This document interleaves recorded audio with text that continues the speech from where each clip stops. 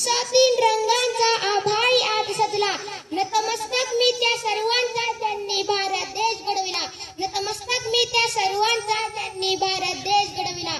सूर्याप्रमाणे तेज दिसणारे व्यासपीठ, सूर्याप्रमाणे तेज दिसणारे व्यासपीठ, चंद्राप्रमाणे शीतल छाया देणारे माझ्या देश बांधवांनो, सर्वांना माझा नमस्कार. माझे नाव ओमकार प्रफुल्ल रणसिंग. मी आता 4थी मध्ये शिकतो.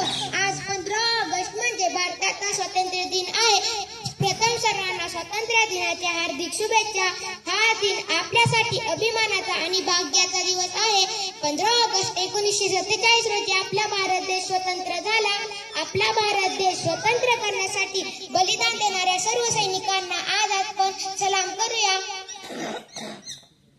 आपण आज आपल्या देशात आनंदाने आणि सुखाने राहत आहोत. मला माझा देश खूप आवडतो. आपण सर्वांनी मिळून आपला देश एक महान देश बनवण्याचा प्रयत्न करूया.